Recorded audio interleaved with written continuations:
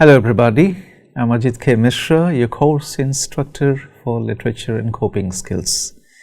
I'm back again with a new topic. Today I'm going to talk about rhetoric and prosody, but before that I must tell you all that in my last lecture I talked about the importance of verbal imagery for our well-being. So verbal imagery plays such an important role by inviting us, encouraging us to engage with the processes that we feel like getting involved and immersed in those processes. So how does verbal imagery come into being? How is it created? How is it made?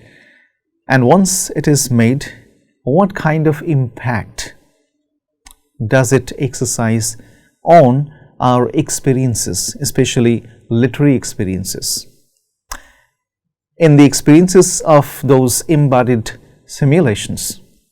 So these are some of the things that I'm going to talk about in the next 4 lectures, including this one.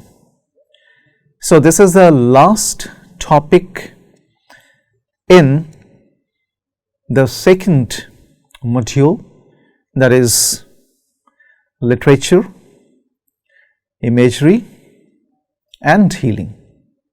So if you remember, in our first module we talked about a variety of important things. We talked about the power of literary experience. In this module we are talking about poetry and healing. So this is the last topic in this unit or module. So let's start with the plan for today's lecture. As I have already told you, I am going to focus on rhetoric and prosody, the hallmarks of visual imagery, the hallmarks of higher order communication, the hallmarks of literary communication. So these two play a vital role in the composition and communication of literary works, especially poetry. Since we're going to focus on poetic texts for the analysis of a variety of things, especially language elements, with a view to enhancing our understanding of the workings of literary composition, especially poetry, for mental well-being. So let's start with today's proceedings. I'm going to focus on rhetoric and prosody, what they are, their components first, and then I'll walk you through the other components, starting with the power of language, just to give you a recap of what I meant by verbal imagery and well-being when I discussed that concept. And then I'll come to figures of speech, and finally the rhetorical triangle, which plays such an important role in the practices of rhetorics. So with that, let's take a look at each of these components. Rhetoric is the study of the persuasive use of language that is meant to be appealing. So you have by now understood that communication is an act of persuasion. If we cannot persuade, then we cannot make the person engage or immerse. In order to make the person engage or immerse, in order for a condition of embodied simulation to take place, it's important that literary works or rhetorical works develop the quality to persuade. So persuasion doesn't mean you'll frighten, scare somebody to believe in what you're saying, listen to you, get engaged in whatever you're saying. That is not persuasion. Persuasion is all about doing things that will make people get immersed engaged and involved spontaneously, without you forcing them to come forward and do this. So that's the power of persuasion. Without persuasion, there cannot be any embodied simulation. No mirror neurons will ever be fired. Imagine when you go to watch films, some of those films appeal, some of them persuade you, some others do not persuade you. You don't like them.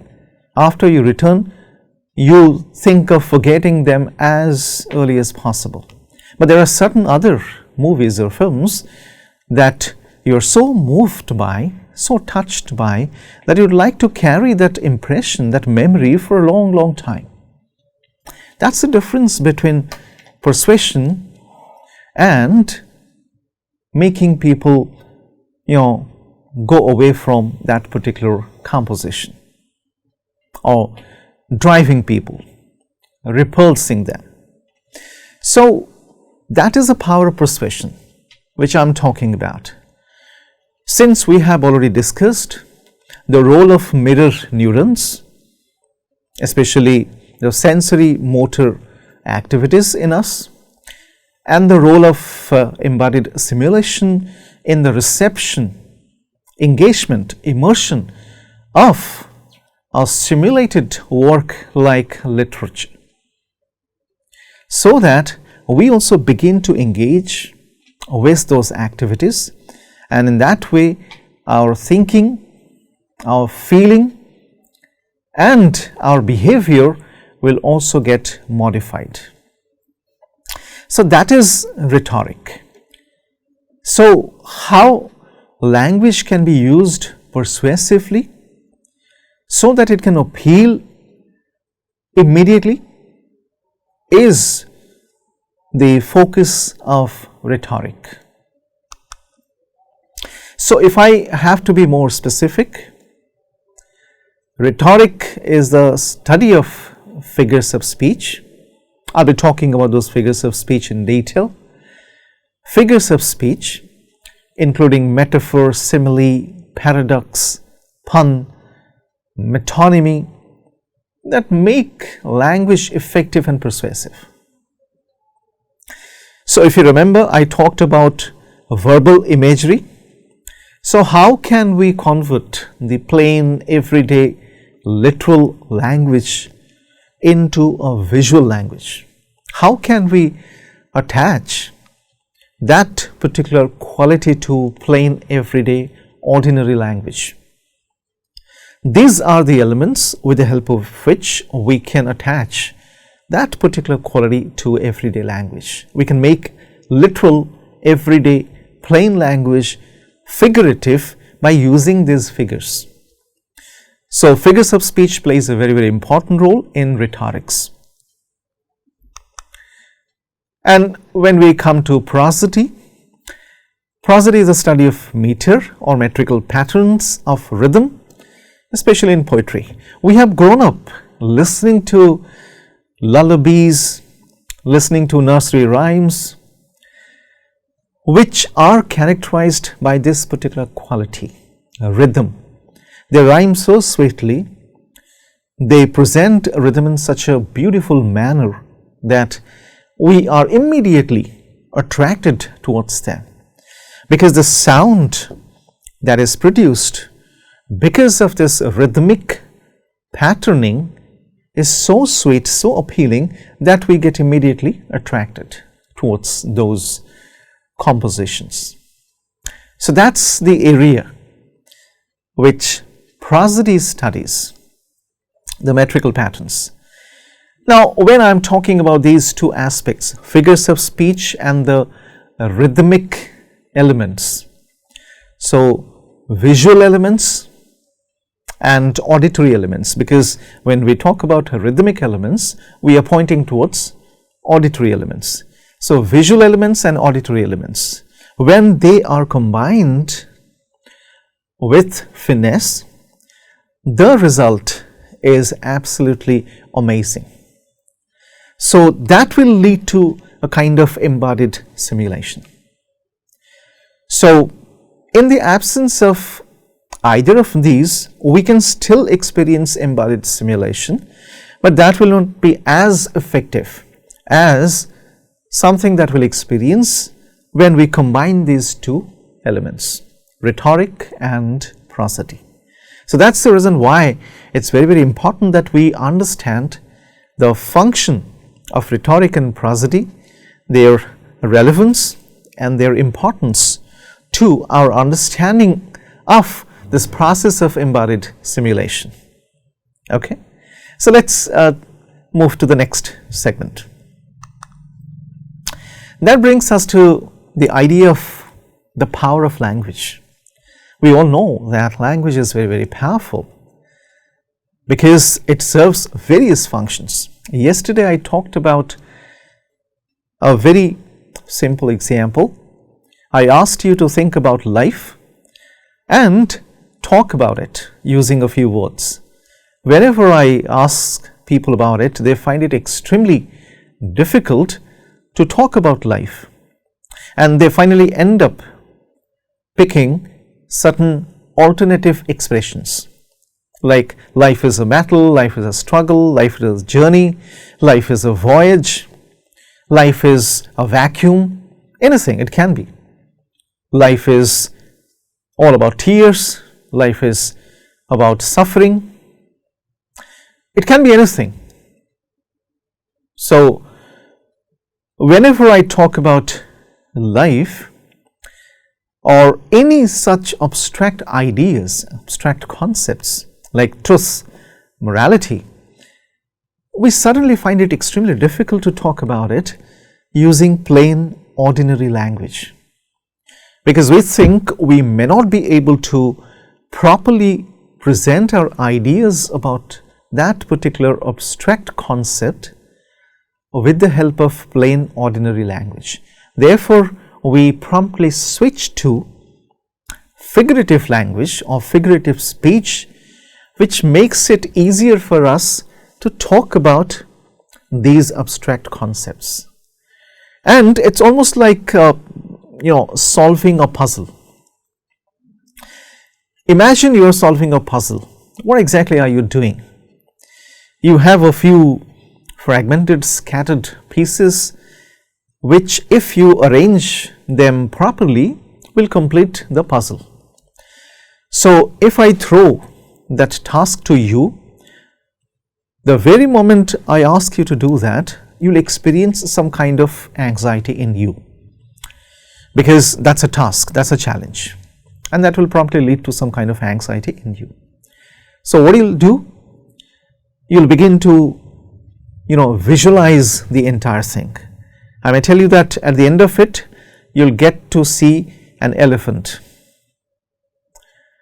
So you begin by visualizing that elephant, and then you tell yourself what exactly are you going to do so that you can finally solve the puzzle and bring up that elephant or show that elephant. So you'll begin to think in visual terms. You'll visualize it, the entire process at every stage, and then you'll move on. So when it comes to language, we use that form, which is language, to communicate our experiences, our emotions, our feelings. But most often we find the plain ordinary language to be inadequate, and when we use that medium, that channel, to present our thoughts, we feel as if we will not be able to completely or properly present our feelings or experiences using the ordinary language. Therefore, we need the power of something else that will make it easier for us, and that is the power of abstraction and simplification that I talked about while talking about simulation and higher order thinking. So that is how we can make this happen. So let's take a look at the power of language. Let's start with this example. I wandered lonely. If I tell you, It will be easy for you to understand. There is no ambiguity. I wandered lonely. It focuses on two things, a mental state and an action that followed that mental state. I was feeling very, very lonely. Therefore, I began to wander. So, I wandered lonely. That means somebody can construe that I must be disturbed. I was not feeling good or well. Therefore, I was wandering. I was wandering aimlessly and lonely. So, that is how we can construe the meaning. But then, if you take a look at this particular expression, there is no basic difference except for an extended section. I wandered lonely as a cloud. Now, if you compare these two expressions, which of these two, according to you, helps you present your ideas in a better manner? So, when you say I wandered lonely, that's too abstract an idea for the listener to grasp or for the listener to experience embodied simulation. But the moment you use a figure of speech or rhetorical device and you say I wandered lonely as a cloud, so you're offering a comparison between two things, your state and action and that of something else, the visual of which can quickly come to our mind, and so that we can easily make sense out of it. So therefore, when it comes to the use of figurative language, it gives us more power to create images, pictures for the listener, for the reader, so that they can quickly make sense of the whole thing. So that's the reason why as a cloud, in fact, enhances the visual quality of the second expression. In the first instance, we do not have any visual quality, and we all know that our brain has been designed in a manner so as to process visual receptions in a much better way. So that's how it's going to help. The next, that is, language is literal and figurative. So we generally deal with two types of language. One is literal, plain, ordinary, everyday, straightforward language. The other is figurative. It's not plain. It is enriched by the integration of figurative language, of figures of speech. So therefore, it is not plain, it is figurative. At the same time, I must also tell you all that we need to be good at both the literal and the figurative language, and that's the reason why most top business schools globally are stressing the need of learning figurative language by the prospective leaders. They are also emphasizing the need to develop metaphorical intelligence by the prospective leaders. So therefore, that's the reason why all these business schools are certainly taking care of these elements.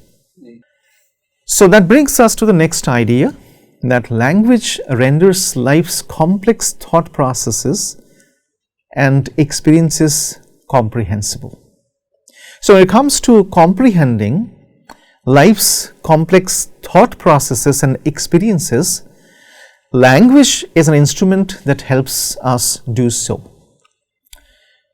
As I have already talked about both types of language, literal and figurative, both of them help us do this, but when it comes to figurative language, we suddenly derive more power to express life's complex processes and experiences.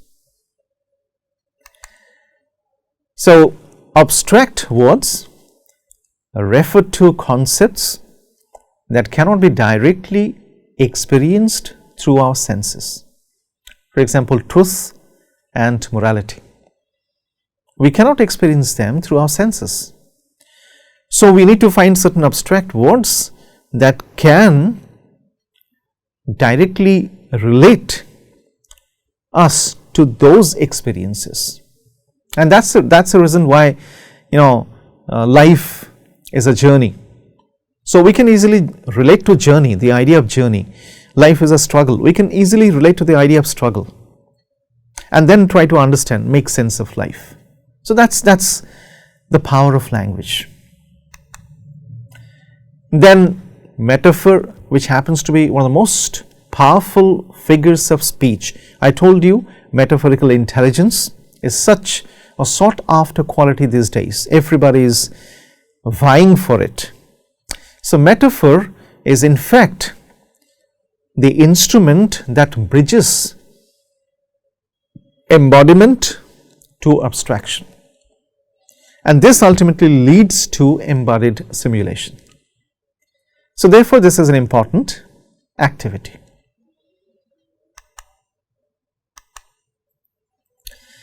Next, language leads to embodied simulation. I have already talked about it.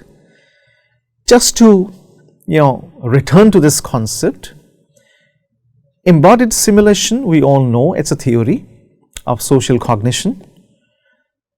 The theory of how we comprehend others' actions, their basic intentions, emotions and sensations.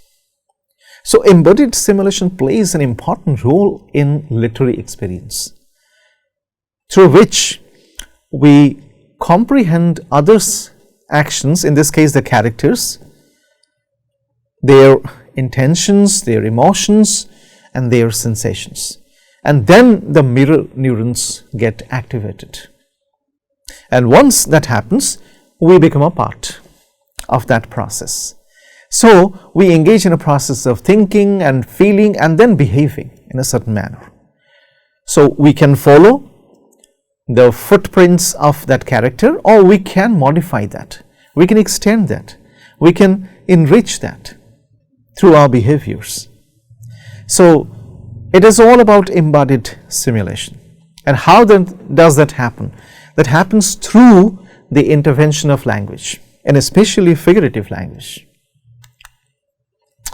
Language unfolds the neural aspect of our intersubjective space and we-ness.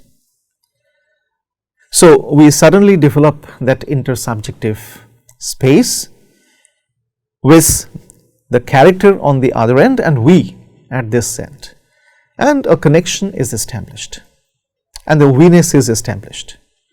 So that is how it leads to universalization. On the basis of a recent research, it has been found that the neurophysiological evidence of the causal relationship between sensory motor activity and abstract language comprehension exists.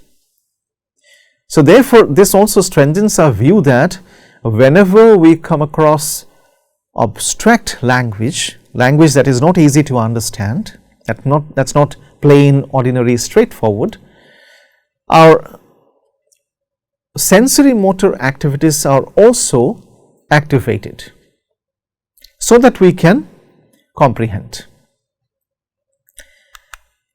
and that leads to the sensory motor processing, and it results in cognition, greater understanding and insight. So this is an example. Talking on the phone while driving is an example of limited embodied simulation, because you're doing two things simultaneously. You're speaking to somebody at the other end and you're driving. So that way it reduces your embodied simulation. You cannot participate in that embodied simulation completely. So therefore, when we are immersed in a literary text, it can be poetry, fiction, drama, we experience complete embodied simulation. So that's the power of language. That brings us to the idea of figures of speech. I'll quickly walk you through these ideas. So a figure of speech is a rhetorical device, as you know by now, and it's an expressive use of language. I talked about the expressive urge. So the moment you find something that in fact feeds your expressive urge, you feel excited, you feel engaged, and that is the power of figurative language or figures of speech. They give wings to your expressive urge. So you can achieve visual effects using these figures of speech. Therefore, they are called figures. They create images, figures in the mind. And then the figures of speech have a stronger intellectual and emotional impact because they are easily memorable, and they lead to a range of associations and suggestions beyond the scope of the casual colloquial use of imagery. So that's why figures of speech play such an important role. So figures in everyday speech are formed by extending the vocabulary of what is already familiar and better known to what is less known. So if I think I have not been able to know life well, so I can always say it has been a struggle, so I can easily switch. I can easily extend that idea to this particular thing. If it's not better known, that will help me understand it in a better way. So that brings us to different types of figures of speech. We can start with metaphors. Metaphors are the most important figures of speech. They are all about implied resemblances, connections. Simile offers a comparison, usually indicated by like or as. I wandered lonely as a cloud. So that's an example of a simile. Simile and metaphor share lots of qualities. So most often people find them or place them under one category. Personification is also very, very close to our idea of metaphor or simile. So personification is all about speaking of an abstract quality or inanimate object as if it were a person. So if I practice personification, that means I am attributing human qualities to something that is inanimate or non-human. And then we come to metonymy, in which we use the name of one thing for another closely related to it, and synecdoche, in which part stands for the whole, hyperbole. So it's a deliberate exaggeration. For the sake of an effect, we deliberately exaggerate something. And then paradox, stark opposites, opposite ideas are brought together, they are yoked together.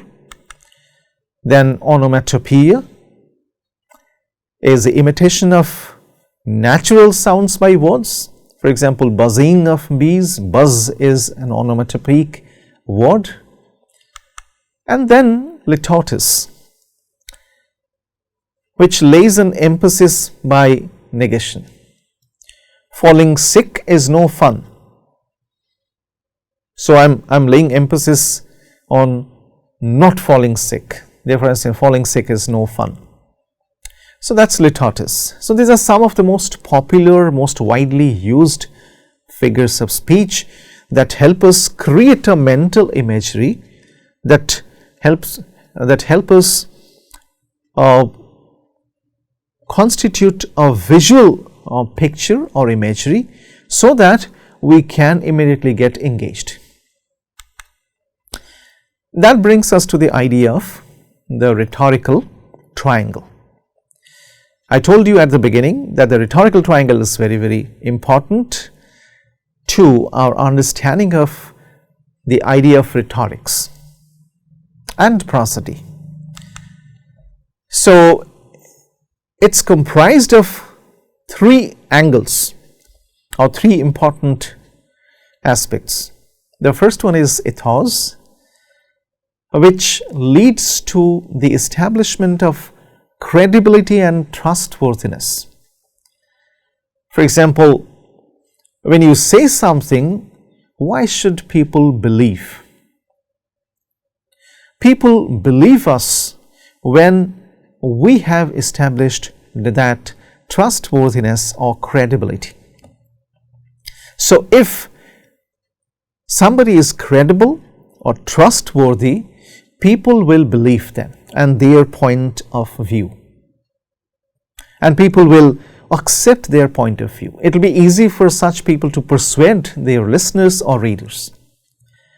So, if literature has to create a meaningful literary experience, embodied simulation, to use a neurological phrase, a term, the literary experience is more synonymous with the embodied simulation. So, in order to engage people in an embodied simulation, it's very important that somebody becomes credible and trustworthy. So, that is ethos. That brings us to pathos, another very important aspect of the rhetorical triangle. It's an appeal to emotion. We all know the mirror neurons get fired, beliefs and values, relatable examples, and mirror neurons and embodied simulation. So, we all know that positive emotions energize us. They make us more and more creative. They make us move forward, love life, do things, strengthen our relationships. On the other hand, negative emotions, as we generally know, they make us withdraw, reject life, feel bad, they de-energize us. That's what we know about negative emotions or emotions with negative valence. But that's not the case. The case is negative emotions are equally important. That's the power of pathos. We need to understand that negative emotions in fact prepare us. How? Through various challenges that they pose to us. The challenge of fear, the challenge of anxiety, the challenge of stress, depression, all those things, sadness, even anger, they prepare us. So, it's always a good idea to look at the whole concept of positive and negative emotions from this perspective. That way we can develop certain skills, certain coping strategies and skills. So, that's the power of pathos. And the third is logos, language.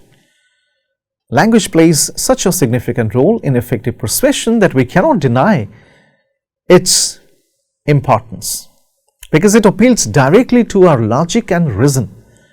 It makes something logical.